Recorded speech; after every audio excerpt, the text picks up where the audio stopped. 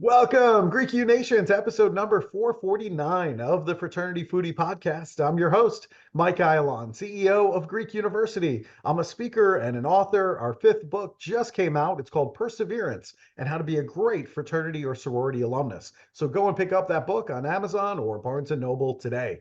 We call these episodes the Fraternity Foodie Podcast because there is nothing like great food to bring college students together.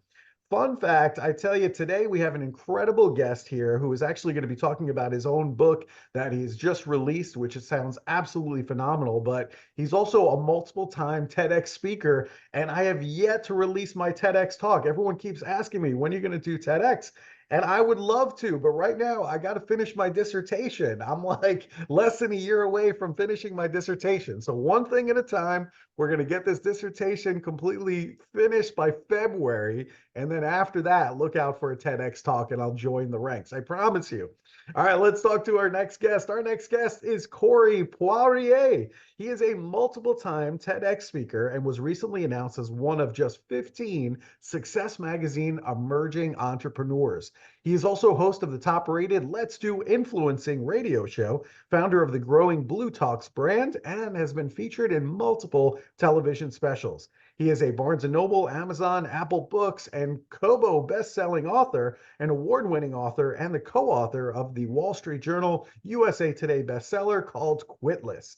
He is a columnist with Entrepreneur and Forbes magazine. He has interviewed over 7,500 of the world's top leaders, including everyone from Ken Honda to Lisa Nichols to Dr. Shefali to Deepak Chopra. And he has spoken on site at events at Harvard, Columbia, MIT, UCLA, Stanford, Cambridge, and more recently to Microsoft team leaders at Kyle Wilson's Inner Circle Retreat, which has been featured everybody from Brian Tracy to Mark Victor Hansen. Corey is now releasing his brand new book. It's called The Enlightened Passenger, and this is done with Morgan James Publishing. And the people who have endorsed this book, I mean, get ready for this. Neil Donald Walsh, Conversations with God, Amy James, Miami Inc., Mark Victor Hansen from Chicken Soup, Randy Spelling, my hero from 90210. That was a great show. JJ Virgin, Lisa Nichols from The Secret, and many others. The foreword in this book is written by Richard Paul Evans. This guy is a 40-time New York Times bestselling author. So this guy knows what he's talking about. I can't wait to get talking about this book. Welcome to the show, Corey. Wow. Well, thank you so much, Michael. I so appreciate that. What an intro. Yeah, hey, man, I'm available. You know, if you want to pack me away in your suitcase, we'll do speaking assignments all over the country, man. I love it. A great idea. Yeah, I even got your last name right. I just, for the record, okay, I got it right. Yeah, and honestly, most people don't. I know. I am sure they don't.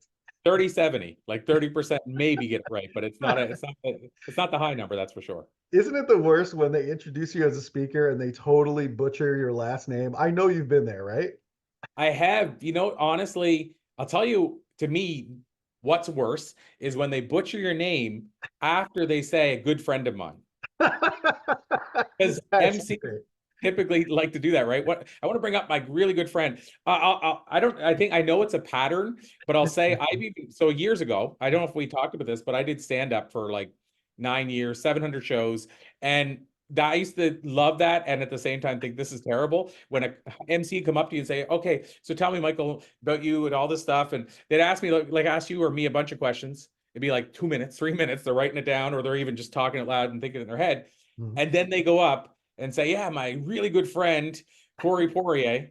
But like they'll say, my really good friend, Colby Perry.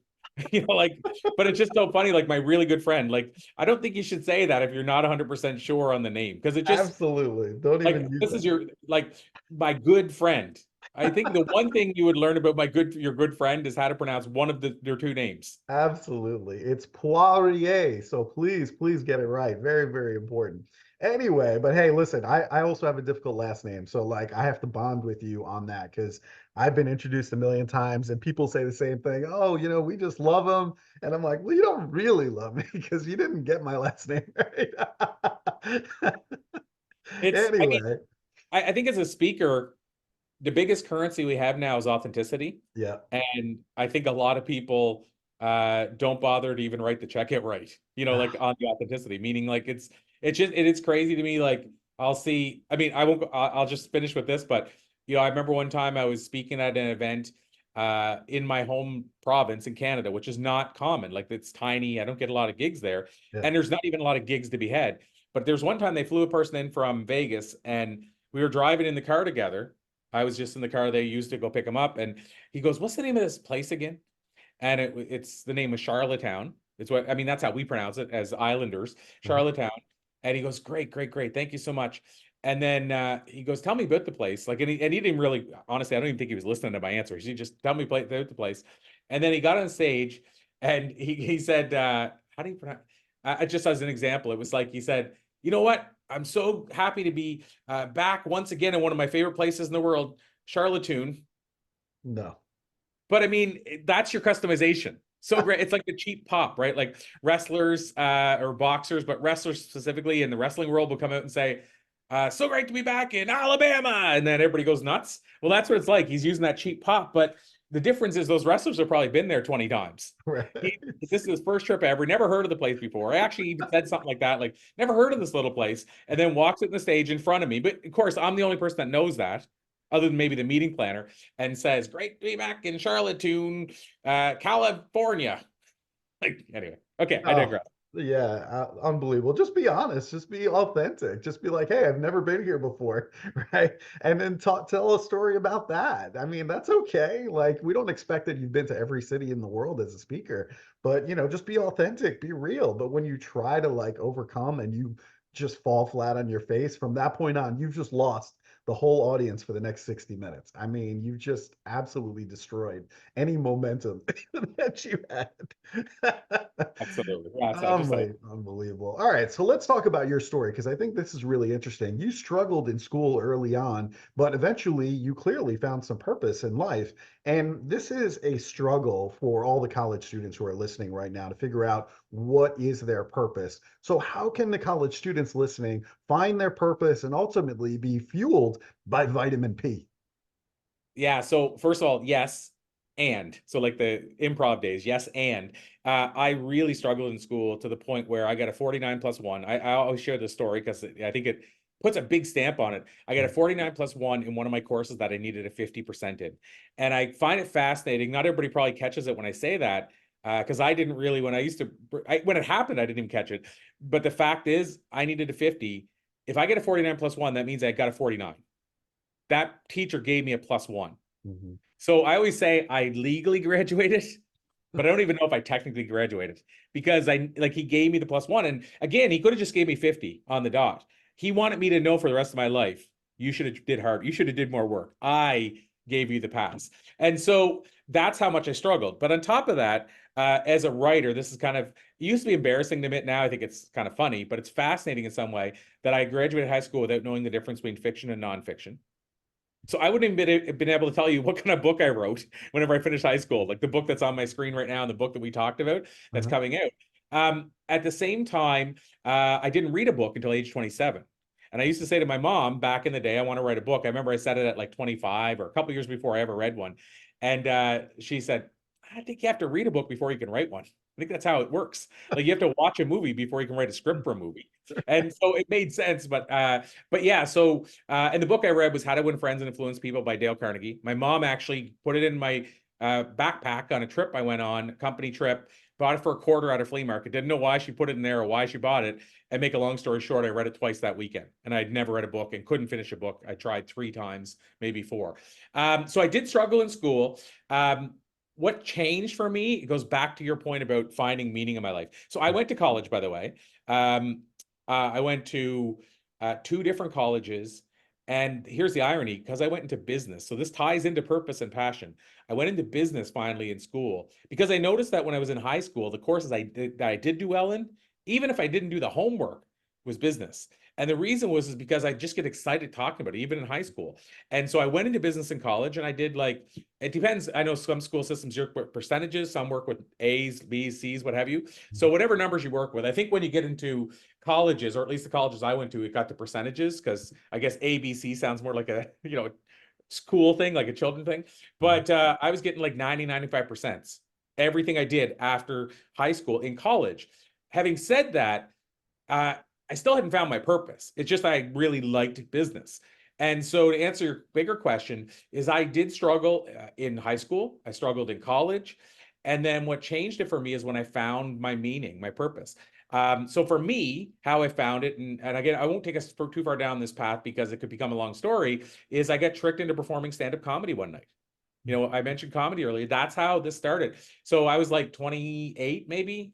It's interesting. It all sort of happened around that mid-20s, but I was around maybe 28, and I wrote a play in a festival, Fringe Festival, wrote this stage play and directed it. One of the actors got hurt. I had to write some extra parts, and I had to become an actor in the play I didn't want to act in because I didn't want to be in front of an audience.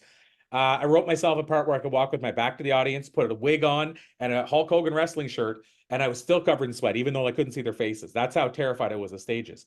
And so I got out in that stage, did these shows, finished it off, asked one of the actors, how could I get over this fear of speaking? He said, I don't know if this is the answer, but he said, I'm doing a stand-up comedy workshop this week at the university. You want to give it a go? I said, sounds terrifying. Yeah, let's do it. And I thought I'm just going to learn how to write. That was my thinking. But we went for 2 weeks of the workshop. Week number 3, we were supposed to go promote a show, bring in outside comics, and then talk about what we learned. Well, we only found out with 5 minutes notice we were the comics. The guy that was running it never told us until 5 minutes before. Nobody had any material. 15 of us there, 8 walked out the front door, literally left, never saw them again in my life. I decided to stay, went up on stage, told 2 jokes, only to find out the mic wasn't even turned on yet and the show hadn't started. Bombed, the sweat's coming down my face, told 2 more, like we got the mic turned on, told the jokes again, they bombed again. I've often said I'm the only comic I know that's bombed with the same material twice in front of the same audience. And so basically, when I went back to work the next day, and this is getting to the point about purpose and vitamin P. I went back to work the next day and people said, did you meet somebody? Because you seem to have a new jump in your step or something. Like you seem to, like, did you fall in love overnight or something? And I didn't, it just was like a hint, like there's something there. Why did my energy change without me realizing it? And then I went back the next week to be brutalized on a comedy stage. And I went back over and over again. I went 2 years before I got a real hearty laugh from one audience member. Like it was just brutal. And I realized later, the reason I kept going back, not just because of what it gave me, but it's because what I was giving an audience member, even if I was bombing, they weren't thinking about paying the mortgage, their bills, all that stuff. So I was helping them escape their day. And so, but what happened was that was starting to fuel my tank. And I was dealing with anxiety and hypochondria for years at that point, and it disappeared within like a month, which is unreal, right? And it's like, that's why I say I took vitamin P. It's like it's like I had to take something, obviously, and something changed. And so that was what I called vitamin P. But what I found is that stand-up that night, that first night, was the intro into me finding some sort of passion, not purpose. Passion to me is what you do, like photography, comedy, whatever. Purpose is why you're doing it and what people get from it. And so I was starting to find my passion. My experience is passion is the gateway to purpose. So like your passion can change 1,000 times, your purpose rarely will. And so for me, I didn't know why yet, but even just getting a bit of that passion, it was helping me in every area of my life. I was doing better at work. Everything was changing. And so ultimately, to finish the story off, I went to a Tony Robbins event. Somebody had paid for my ticket and I went there. And I knew of Tony. I didn't know many speakers, but I knew of Tony. I had Personal Power on cassette at one point, his program. And somebody said, can you believe he's getting paid that much to speak here? And I didn't know that because I always thought he did infomercials. He was just selling books and products. I didn't know he got paid as well to be there. And I'm like, wait a minute, how much is he getting paid? And they said, I don't know, but it's got to be over 100 grand. And I'm sure at the time it was way more than that. But I was like, what? It was like a record scratch moment. What?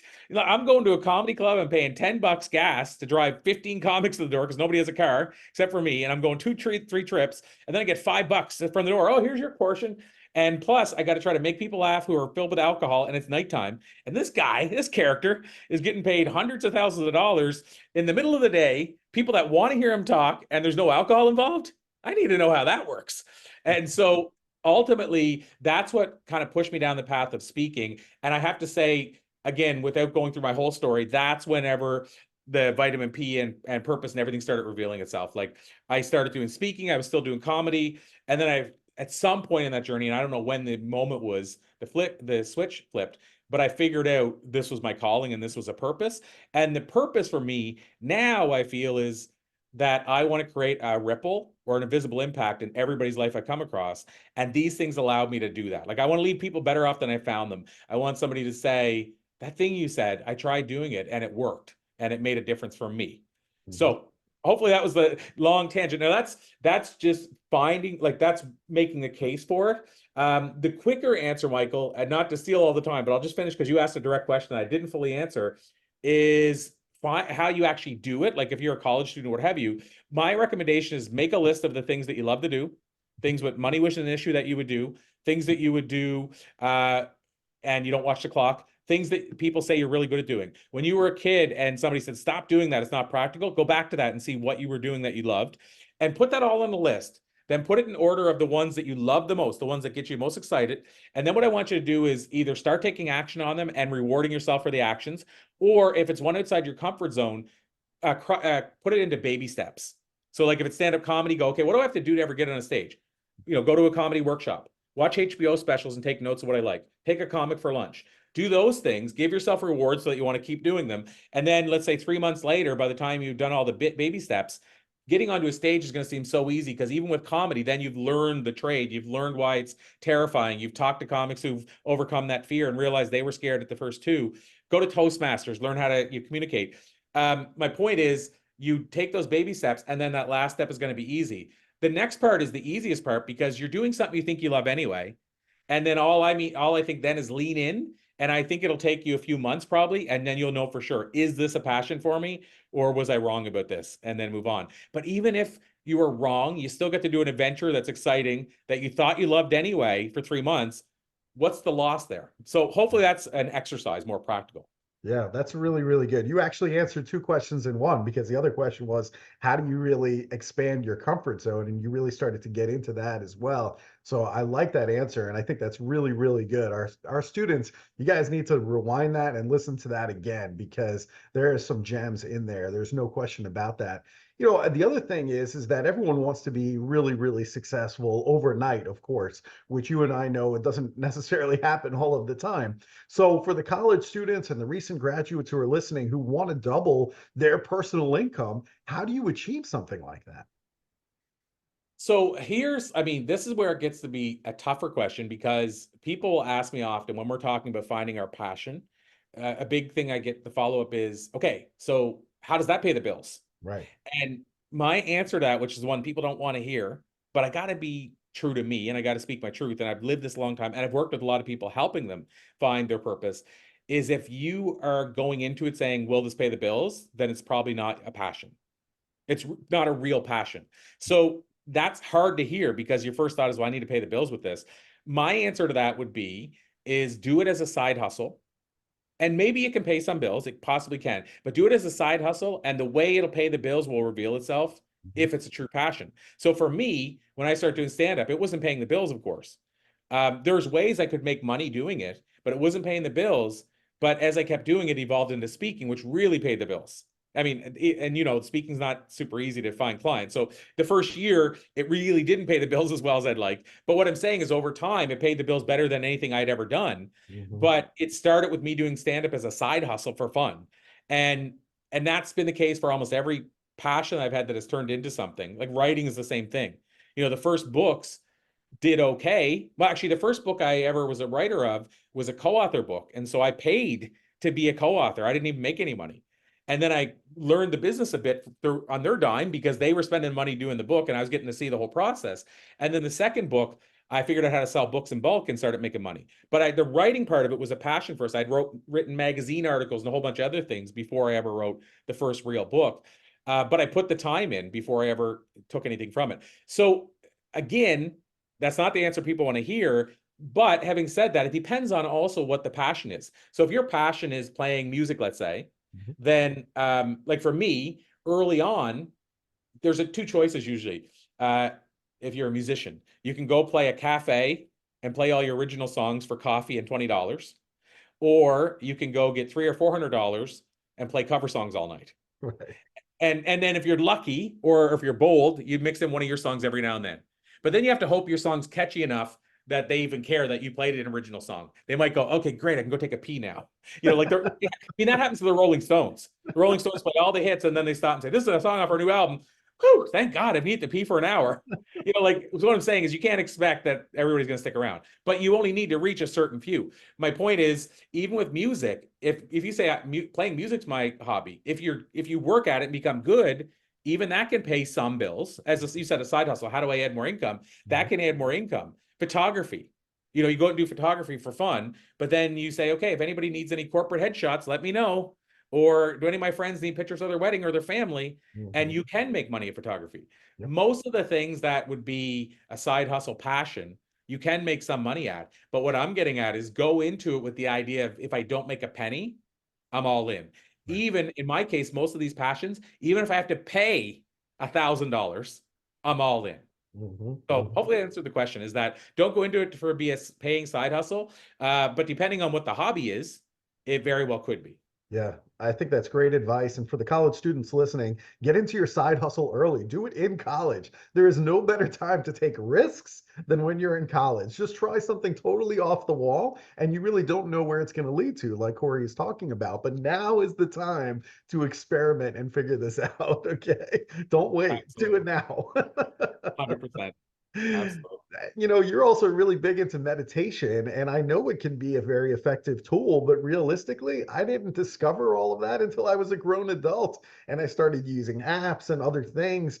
How do we use meditation in order to manifest these great goals? I mean, I think manifesting and intentions themselves go hand to hand. So I think there's two types of meditation. There's a meditation where you're, for lack of a better way of saying it, maybe in silence, possibly looking for the answers. I mean, maybe there's a third, right? There's like in silence, not looking for anything, just in silence, just to get a break. There's in silence where you're hoping for answers to appear. And then there's intentional meditation where you're saying, you're setting the meditation because I want to achieve this goal or I want this to happen. As an example, the book title, Chicken Soup for the Soul, came to Jack Canfield in a meditation. And then he called Mark Victor Hansen. And so, but Jack said what he did was he said, today I'm sitting down with the intention to generate this book title. And then he just got quiet. And he said, for whatever reason, I forget what the names were, but it was like, I'm just going to use an example. It could be like beef broth came to him or something like that. He's like, no, that's not it. But it is like warmth. And then he was like, well, what about like warmth with feeling comfortable, comforts food and stuff like that. Anyway, eventually chicken soup. I think he said it was like an hour later. Chicken soup popped his head and he picked up the phone and he called Mark. And so that Jack told me the first half of the story. Mark told me the second half, which is kind of interesting. He said, and then I answered the phone and I said, for the soul. And then they both said, we have it. And then they called the publisher and he said, that's the title. Yeah. But Mark sat down with the intention to come up with the title. Another example like that, which is more fascinating, which you may or may not know, is do you know what the original title of Think and Grow Rich was by Napoleon Hill? I have no idea. So this is wild to me. So the first title, and then I'll tell you how the title actually came about. But the first title was How to Make a Boodle with Your Noodle. Oh, no. Now, the funny part about that is, at the time in the 30s, if you heard that title, it's actually the same title as Think and Grow Rich, because boodle was money and noodle still can be your head, right? So how to make money with your head. Think and Grow Rich. It's the same title. But obviously, I think you and I both know it wouldn't have sold 100+ million copies with Never. How to Make a Boodle with. So the publisher recognized that somehow. And apparently Napoleon Hill went to them and said, this is the title I want to use. And they said, that's not the title we're using. You need to come up with something different. And what the story is, then he said he went and meditated, like we were talking about. And then have you ever read the book? He talks about his invisible advisors. He put it out to his invisible advisors and said, what should I come up with? And then by the next morning, he reached out to publisher. Now, this is the 30s. He may have sent carrier pigeon. I don't know if he called them, but he basically said, this is the title. And apparently the publisher said, that's the title. Both of those, both Jack Canfield and Napoleon Hill intentionally meditated with a purpose. So to me, how you do it is you set an intention for your meditation to do this, and then you sit in silence and see what comes up. Incredible. That is meditation for manifestation. Two incredible examples that I hadn't heard of, and that is just brilliant. You've also done multiple TEDx talks. Talk to our audience about how a TEDx talk will change your life.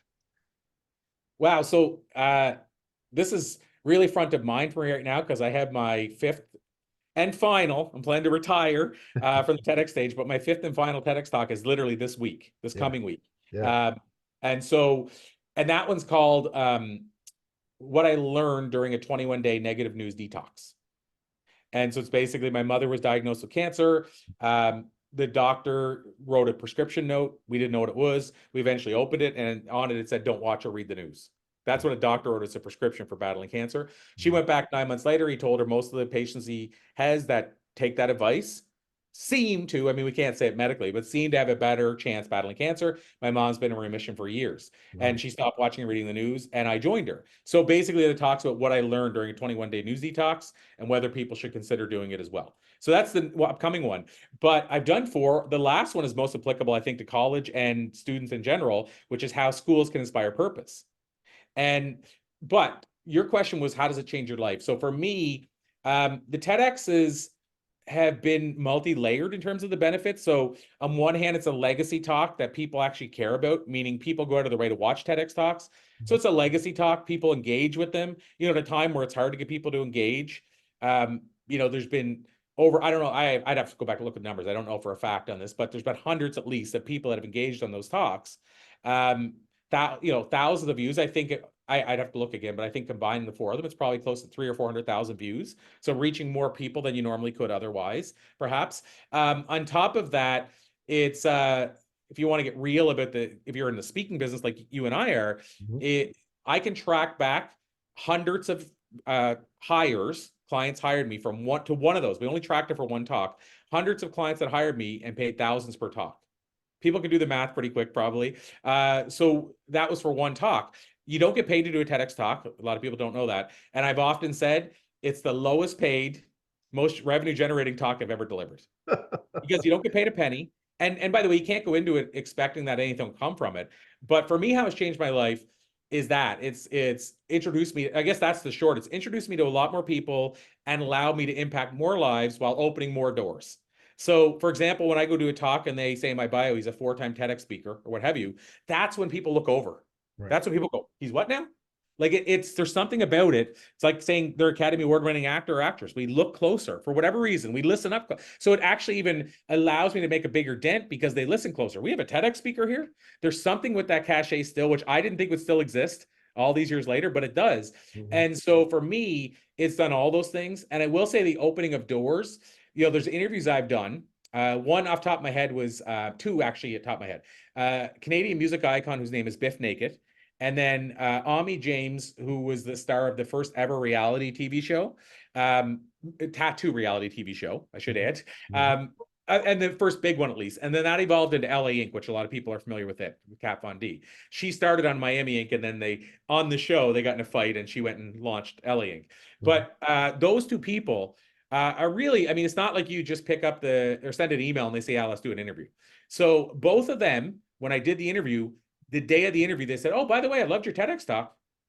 And that it's on my email signature, by the way, it's always there. So what I think, Michael, is that both of them either said yes because of the talk or watched the talk while they were deciding.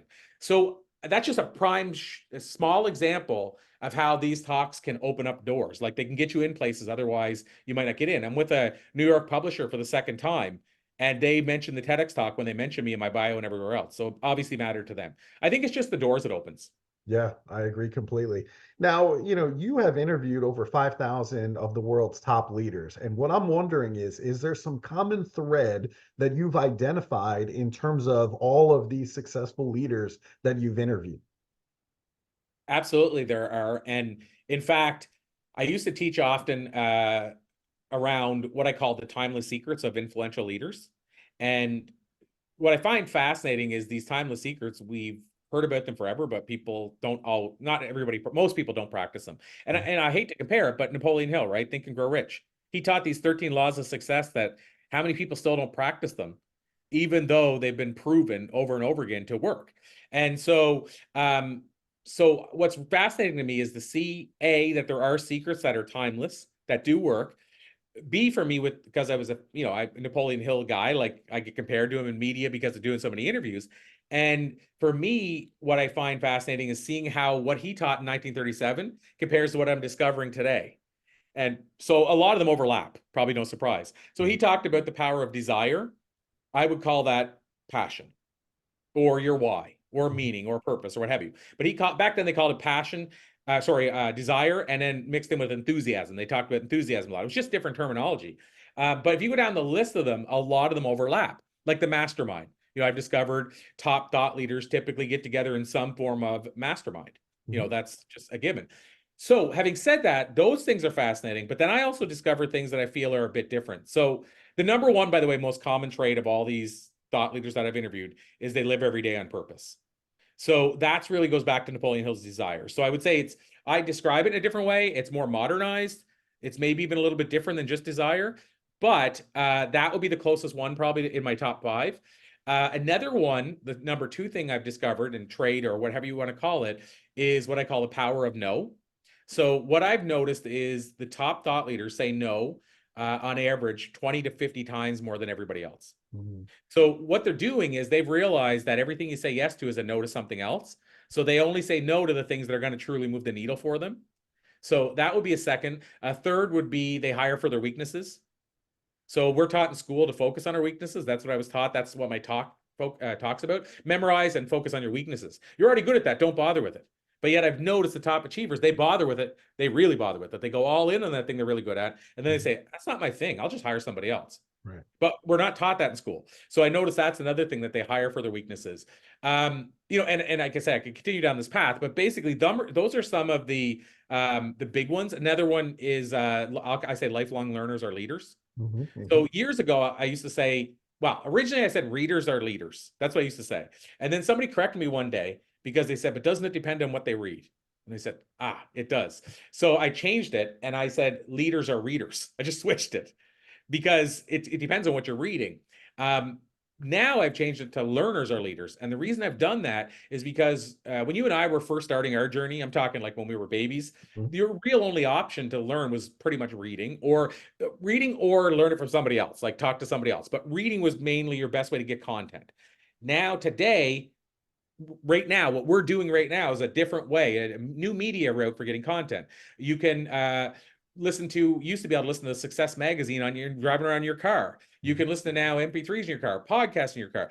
You can be a learner now without ever reading a word in your life. And so another thing I learned is top thought leaders always are people that continue to learn long after they have to. There's a great story. I mentioned Jack Canfield earlier. Somebody told me one time he was at an event, Tony Robbins event. He was sitting behind, like standing at the wall, and he was watching. He thought it was fascinating because Jack Canfield at the time, maybe 67, 68, is taking all these notes while Tony's speaking. Now, he could go backstage with Tony. He knows him. He can go backstage and learn from Tony directly, but he's taking all these notes. And they said at the next table next to him, there was a 19-year-old yawning. And he goes, how funny it is that Jack clearly doesn't need those notes anymore, but still believes he does. Sure. And yet that 19-year-old should be going and looking off of what Jack's noting down or stealing his notes because he needs them more than ever. But yet Jack gets it, and this young person yet still doesn't. Zig Ziglar, I interviewed him before his passing, like less than a year before his passing. And I said, what do you do? Do you still feed your mind? He said, yes, but I only read things now that are real, like a biography, or that are going to teach me something. But he was still, his last year, short-term memory gone, and still learning. And so lifelong learners are leaders. And the cool part is, if you need proof that this has always been the case, go back to like the days of Ralph Waldo Emerson. We went to what's it called? Concord, Massachusetts. And we went to his home, and his home, the books in there, his library was bigger than the local public library. Amazing. Lifelong learners have always been leaders. They've always found a way to lead and also continue to learn. So feed your mind long after the days where you think you need to stop. Amen. I'm a firm believer in that. And the more I learn, the more I realize I know nothing. I know absolutely nothing. And I love it. And it's really great. And I think, some of the best times I'm having right now in writing the dissertation is just the world is infinite. And, part of this dissertation is writing a literature review on the topic that I've chosen. And it just goes on endlessly. That's what I'm realizing. It's like space. Like, honestly, like it just goes on forever and ever and ever. over. And the more that I find, the more interest I have in the topic. And, the more I realize that this is going to be like a treasure chest for future generations to be able to read and put together and then, come up with more knowledge from that. And so I'm really excited about it and can't wait till it's live. So that's really, really cool. Now, you've written some books here, the book of Why and How, Discover the Timeless Secrets to Meaning, Success, and Abundance, to the book in The Enlightened Passenger. And you talk about learning the practice of focus and being all in. You mentioned that in one of your answers here today. How do you learn this practice of focus, and why do you think that's so important? Well, and it's interesting. I didn't mention this, I guess. And, as we finish out, I can tell people what the book's about too, because I don't think I really covered it. But I will say a lot of what we're talking about is actually in this book, but it's revealed through a fictional parable. So I just thought I'd add that in because I talk about stuff like the power of no and some of these things. And, I think, it's interesting, I guess, for me, and there's one thing I want to mention too, because I didn't cover, it was in the book and I removed it from the book. A thing called Shoshin, which I'm probably butchering a little bit, called The Beginner's Mindset. And I wanted to put it in the book, and I can't remember the reason we edited it out. I think it just didn't fit in the path. But I think ultimately at the end of the day, we need to come at things from a beginner's mindset. So I just wanted to comment on something you just said. And because I did that, Michael, I lost my train of thought. What was the main question again? How do we learn this practice of focus, and why is that so important? Yeah, so I was going there for a reason, and then I threw myself off track. But I think that's one of the ways is the beginner's mindset. So again, this is something I put in the book. I wish I'd left in the book, but it just didn't fit the narrative. Like didn't move the story forward. But I think if we come at things at life as an adventure, and I need to have a beginner's mindset, I think we're going to be more all in than if we come at things like, I already heard this before. I already knew this. I already know that, what have you. A real prime example of kind of being in the moment, I think, and again, I think it comes back to having adventures. The more adventures you have, the more you enjoy the moment that you're in, the more you want more of those moments. So a weird example, but from my life just last night, is I'm in New York right now, and I was supposed to be in Syracuse this morning to do an interview on ABC. And long story short, last night I went to a Robin Sharma event. I don't know if you know who Robin Sharma is. Monk Who Sold His Ferrari was one of his big books. And so I went to the event and chatted with him because I hadn't seen him in like 15 years. And I decided to go to that event because I saw he was in town before I traveled down to Syracuse. And anyway, I think it was all timed the way it was meant to be, because I would have just driven down to Syracuse and found this out on the way. But what I found out when I got in the car, and for whatever reason, which I never pay attention to, but I'm like, did they fill the car up with gas this time? Only to discover no gas goes in the car. So they gave me a fully electric car to drive almost 300 miles, and they gave me the car with 20 to 30% charge. So it'd be like giving you a car with half or a quarter tank of gas when you rented it. But even worse, because you can't just go pump energy into it. Like, in other words, it was a Genesis, it's called, and it doesn't work in a Tesla. You can't go to a Tesla charger. You need a converter to use a Tesla supercharger.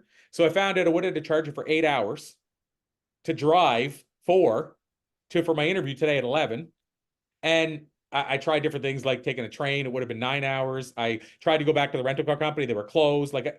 Anyway, I won't go into all the detail, but I went through I told you about E+R=O earlier. Like, the event happens, you can't change it, but you can change your response, which will dictate your outcome. I always think of that when this stuff happens. I can't change it. Long story short is I ultimately realized the universe was really pushing hard back against me.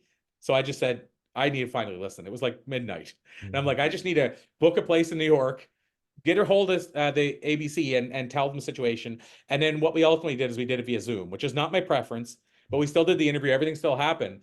I bring all this up because it's not hard to be in the moment when you're dealing with that.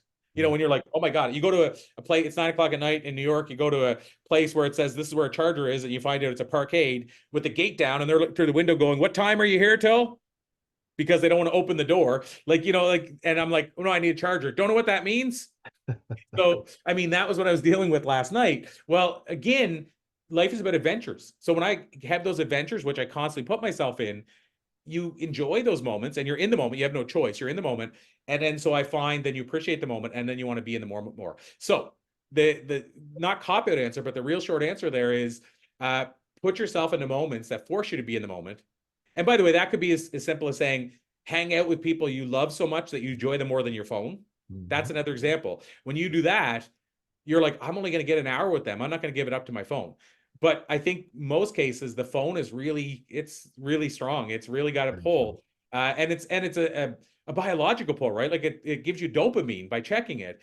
And so you got to find the moments that give you more dopamine than the phone does. Or you got to start practicing a pattern of saying, okay, no matter what, I turn the phone off right now so I don't even know stuff I'm missing. It's one of the two. One of the things I do with the phone side is my phones don't ring ever. You can't reach me by calling me on a phone. And that's not because, of the Gen Z mentality that phones, shouldn't be for ringing. Well, I didn't know this device did that. I saw a meme one time said, what's that? I don't even know what's the device doing? And that's not that reason. It's just that I feel, to me, to keep proactive, I can't be reacting to a phone call. Yeah. And most of the stuff I do, it would never work. In an interview like this, or in an interview with ABC, or last night at that event, like I just can't have the phone on. So I've just chosen not to. But that allows you to be in the moment more because I don't know what I'm missing. I will say it's still, even at that stage, it's still tough to leave home and forget your phone. It's still tough to not look during the day and say, I wonder if this came in, or I wonder if that came in. It's tough. I'm not going to say it isn't. But one thing I did to make it a little less tough is to turn everything off so I didn't know what I'm missing. Good for you, man. Not a lot of people can do that because that pull is strong. I mean, I'll just tell you, Gen Z college students, if they leave their dorm or their apartment without their phone, they feel naked. They're running back no matter what's going on just to get it. So that pull is so strong, Oh, it is. Unbelievable. Well, listen, this has been just fascinating. And I tell you what, my weakness is good food. Okay. I got to be honest with you. I love good food. I have never, full transparency, have never been to Halifax, Nova Scotia, ever. Now, when I get there, are there any good places that I need to go to try some great food? There are many. Halifax is definitely a food place. Yeah. I would say, top of my head, because there's a few, top of my head, one of them is a place called the Five Fishermen. And if you like seafood, I mean, I guess I should. Yeah, I love seafood. Are you kidding me? Absolutely.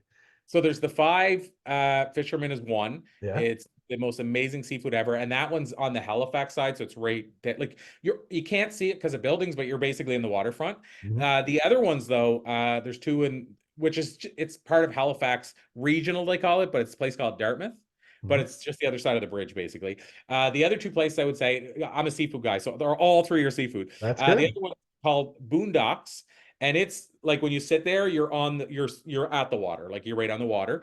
And then the third one, which is, it depends what kind of seafood you like, but this one here is like the two at first I just told you are like you can eat healthy seafood there. This one you cannot eat healthy seafood. It's all fried, but it's a little place. I don't want to use the word dive because I mean I don't want them coming after me and saying I said they were dive, but I don't want to use the word dive, but it's like one of those little places that you would never expect. Like it's older. It's like built out of a house originally, I think.